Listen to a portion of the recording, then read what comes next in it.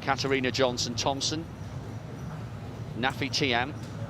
Thiam on the left, Katarina Johnson-Thompson on the right. What a great duel that could and should be. Well, these multi-event athletes always look so sullen as they walk to the line in the first event, and it's not because they're not happy or they don't enjoy the moment. 6 and 7. Johnson-Thompson and Thiam, now the world indoor champion, the Commonwealth champion. Moved out to France, she's with Mayer's group, and she's become a different athlete. Now she does have the composure. Side by side in their quest for World Championship glory. A fascinating starter in this 3-course service of sporting drama over 7 events. The Briton in 6, the Belgian reigning world champion in lane 7.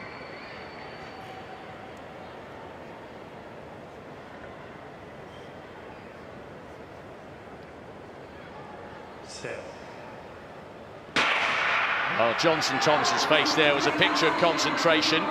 Kunz has gone out well, and that's put the two favourites under a little bit of pressure. The American performing really well, and now Katarina Johnson-Thompson coming through. Good run by Johnson-Thompson. 13.08. That is a huge, huge lifetime best, and she cannot believe it. It is the perfect start, the dream way to begin her quest to wrestle the world title out of the hands of Nafi Thiam. What a start. Wow. You saw the stress and the pressure on both of their faces prior to the start of that race. I didn't know if we were going to get a smile out of either one of them. They both looked almost nauseous just because they waited for this and waited for this in the anticipation. They just wanted to get out there and get this thing started. But it was that finish by Johnson-Thompson. She was very even with Annie Kunz through 5 hurdles, and then she just took over. It almost looks like she hit another gear over hurdles 6 and 7, and she closed this thing out 13.08. Absolutely fabulous. Personal bests by the first 3. Johnson-Thompson, Prina in second, Kunze in third, and it was the American who got out quickest on the far left of picture, nearest the camera. What a start by the American. Well, it really was a great start. Annie Kunz training down in San Diego at Chula Vista Olympic Training Center, but look at this on the 7th hurdle. It was Johnson-Thompson, and I don't love her arms here on these last through hurdles, but man, she really accelerated through very well. She kept her momentum going, and that's so important in these hurdles. There you see Nafi Thiam off to her left. I'd love to see her stand up a little bit more. She's a tall girl, and she tries to get small. She needs to stay tall. But there you see Johnson-Thompson striding to the line. Wonderful time, great reaction as well, but not a bad time for Nafi Thiam as well. 13.36 ties her season best.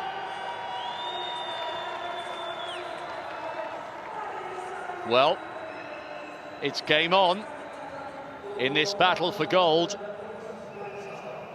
And that is a huge, huge psychological boost for the Briton, who's coming in here. Johnson-Thompson's opening attempt. I think this is 183. Yes, it is, 183, and she's over on a first attempt. Nafi Thiam had a miss.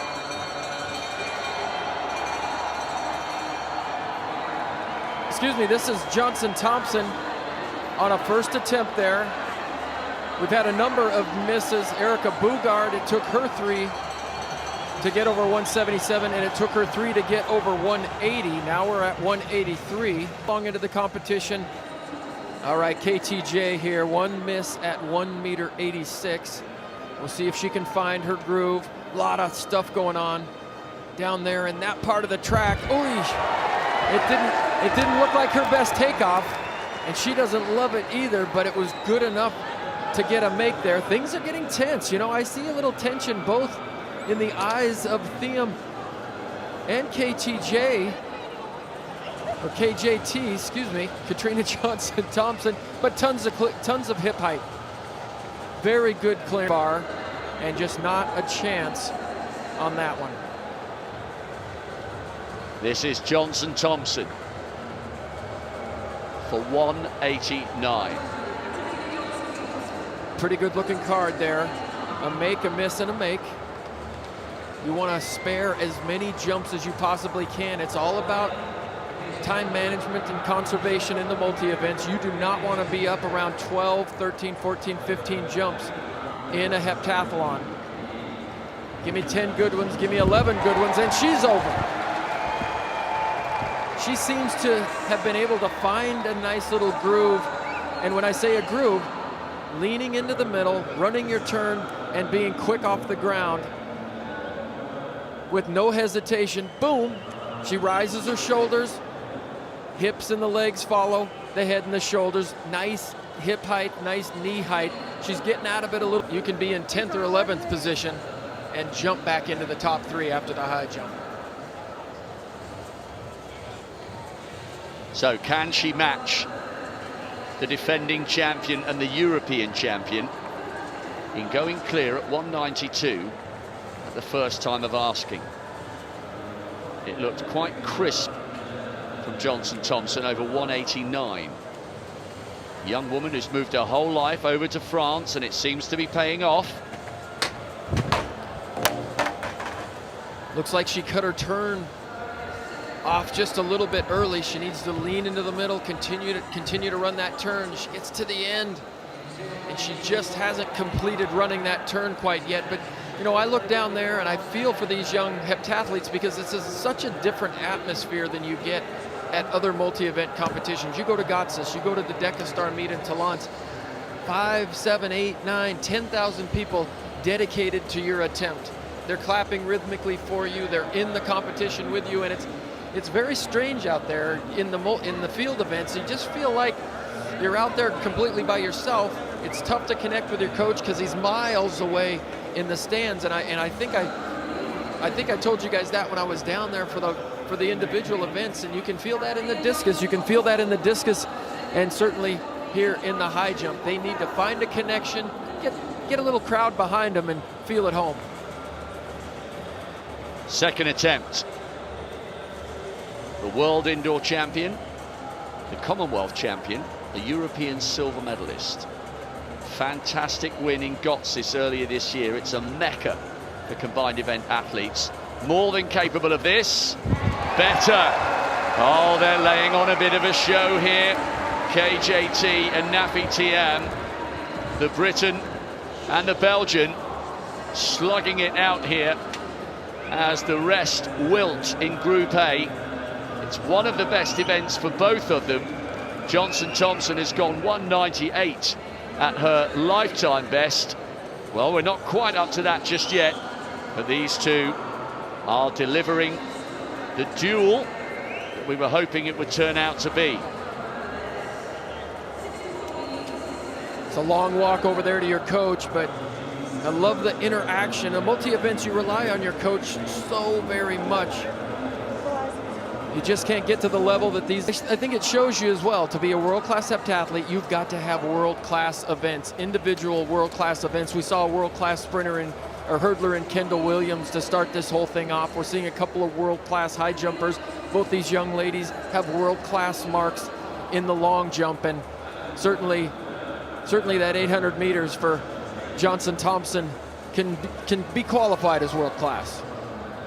Yeah, she can usually finish off with a 2:08, 2:09. By the way, 192 means Tiam and Johnson-Thompson have picked up 1,132 points. This 195 would see them add a handy extra number. It would take them up to 1,171. So this, at well over 1,100 points, shows you the quality we're seeing here in this second event. Oh yes, oh yes, indeedly doodly. KJT 195, and she will be absolutely delighted with that. It's not a PB, but it's getting close. And remember, she smashed her personal best in the 100-meter hurdles. What an attempt this is turning out to be against the defending champion. There wasn't a centimeter to spare on that jump. These competitions, everybody's trying to get you. So I can see how she is under the microscope and a little bit of pressure. Do you get used to that ever? Well, you do get used to it, but what you end up doing, you end up secluding yourself in your hometown, secluding yourself on the track with the people that you enjoy training with, and that's exactly what she's done. You don't spend a lot of time in the major cities. You go to your track meets, you fly home, you don't do a lot of sightseeing. But that's how you prepare for these big competitions. What does a boxer do when he wants to get ready for a fight? He goes to high altitude and hides out for 8 months. Or 8 weeks, excuse me, not months. Johnson-Thompson knows how big this would be. PB in the 100 hurdles, and that would have been a personal best equaling jump at 198. And do you know what's interesting about this competition? I've watched one for Preener. She leads the Group A right now, and here's Johnson-Thompson.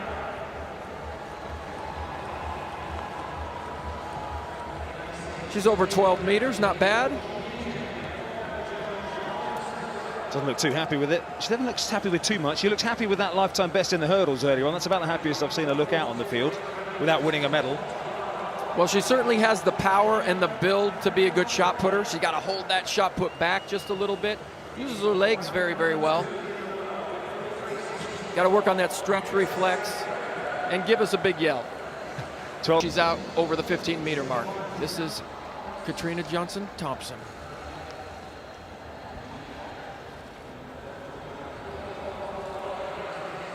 Katarina Johnson-Thompson produced just under her lifetime best in the first round, and that didn't look to be too much of an improvement, maybe marginal. She looked pretty hacked off, for want of a better phrase, with her first round effort.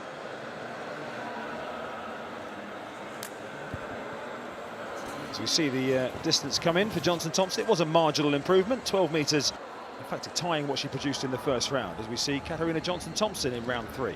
Well, Katarina Thompson-Johnson, 12:33, 12:38. Certainly room for improvement here.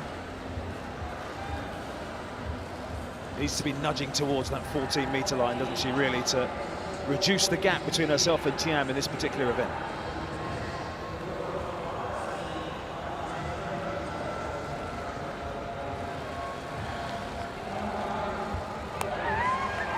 That's a better throw, absolutely, out towards the 14-meter mark. She really got behind that one a little bit more. You saw it stretch her hand and her fingers.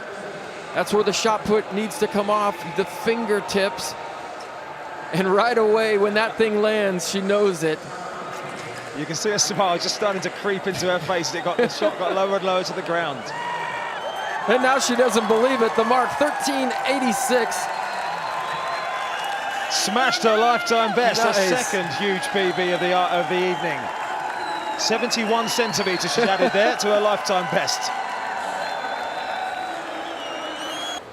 And Katarina Johnson-Thompson, whose lifetime best at 22.79 is the best of anybody in this heptathlon field. And finally on the inside, Kendall Williams of the US, 23.5 runner at her best. Remember, Ivona Dadic of Austria pulled out injured earlier on in the competition. Well, this is a good lineup, and I like Kendall Williams being on the inside of Katarina Johnson-Thompson. She could pull her to a very fast time, but Johnson-Thompson definitely is the class of the field. She comes in with the best seasonal best and the best personal best. Well, Nafi Thiam, remember, posted 24.6 in her heat earlier on.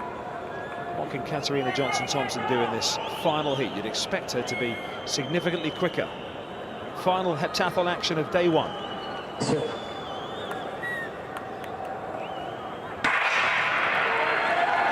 So away they go. Johnson-Thompson already up on the inside of Kendall Williams. He's gone racing through that first 75 metres, and Johnson-Thompson into the straight. On the inside of her, Williams on the outside, Bugard, but Johnson-Thompson here, keep an eye on this clock, 22.79 is the best that she's produced previously. just outside that, 23.09 unofficially, with a little bit of a following wind. Well, 23.09, that would be a seasonal best for KJT. She's got to be happy with that. She ran a really solid race.